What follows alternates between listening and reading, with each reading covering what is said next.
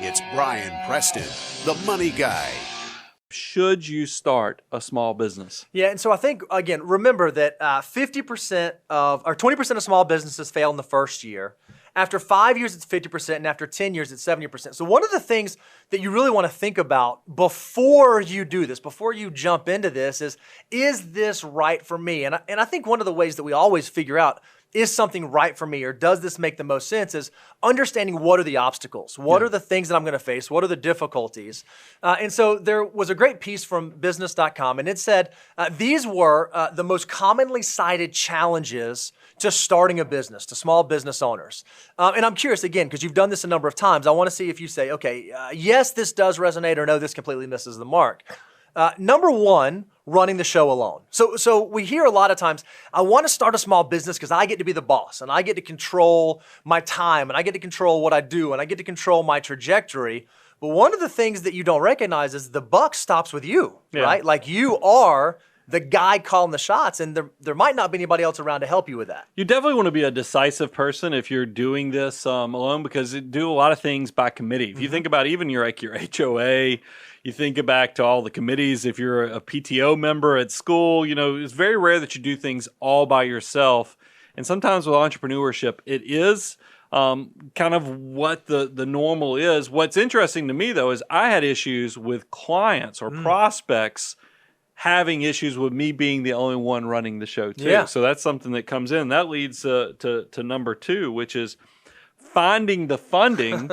Because, now look, the article said finding funding, and it sounds like everybody's starting, the next Uber or Upstart and got a venture capital fund funding you. No, that for a lot of people, finding funding is the savings you had before you started the company, plus your ability to go get new clients or customers.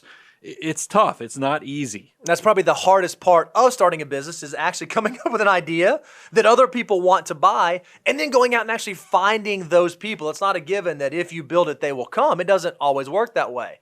Now, one of the other big challenges that this article cited, it said getting health insurance. I'm going to expand that a little bit. There are certain benefits that come with working in a large corporation or working with an organization. Again, when you're on your own, when you start a small business, you got to figure out that kind of stuff. You got to figure out health insurance and benefits, and how are you going to do the things for your family that previously were taken care of by an employer. When you start a small business, it's all on you now. Yeah, and I think that this is definitely a logistics thing, as you have a growing family.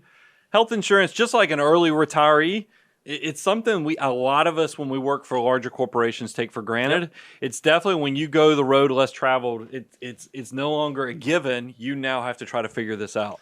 What about this next one? This is a big challenge to business owners. Getting, and then I love in parentheses, and staying organized and on track. Now, back many, many years ago, when you were a solo practitioner, right? It was just you, and maybe you had some administrative help.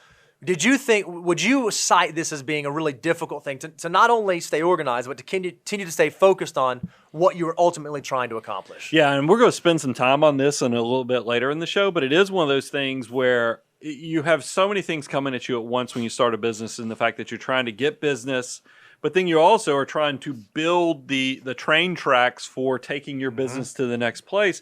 And it's hard, because if so much of your effort is going out there towards business development, and you're also trying to build a system that's not just you, this is hard, because, and we're going to cover this, you don't want to get busy, wasting time. Don't get busy doing nothing, essentially, where you're not actually focusing on things that will add value to your business. But it's also one of those things with what comes first. Do you go get the business? Do you organize the business? How do you do all this? Sure. And there's no manual that's exactly built the same way for any business. And then what about this fifth challenge? Again, one of the fifth challenge they cited was maintaining a healthy work-life balance. So when you're the boss, right, when you start a small business, it's not really any more clocking in and clocking out. You're kind of always on. You're always the business owner. You're always the person who's having to drive the ship. Did you say that you struggle with that, and did it change throughout your entrepreneurial journeys? This was probably the biggest shock and awe factor of being a small business owner, is that I did small business ownership so I would have good work-life balance. Because like I said, I had that tragic clarity of losing my father early. Wanted to be able to go to the kids' awards ceremonies, baseball games, softball, whatever was going on. So I started a company with the decision to have this maximum flexibility.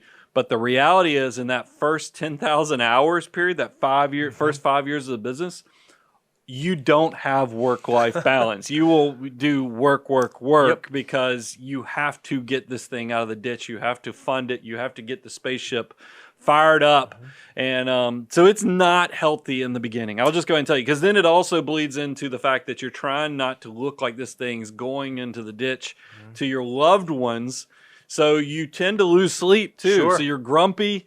And I love it. I'm telling you, I love it, but I just want people to be clear. The first 3 to 5 years will be tough on this journey. So don't go into it too rosy and not create a plan for that. So I think one of the things that you have to answer is, if you are thinking about entrepreneurship or you are thinking about a small business, you ought to think about walking through each one of these challenges and figuring out, do I have an answer for this? If I'm concerned about running the show alone, do I have a mentor? Do I have someone else who's done this successfully that I can lean on? If I'm worried about either finding funding or finding the clients, do I think there are actually people that are out there that can help me solve this? And I would actually work through each one of these 5 things to make sure you understand the counterpart, because you would prefer to have this figured out before you launch than to launch and be sitting there saying, oh man, I didn't think about this, or oh, I didn't realize this would be an issue.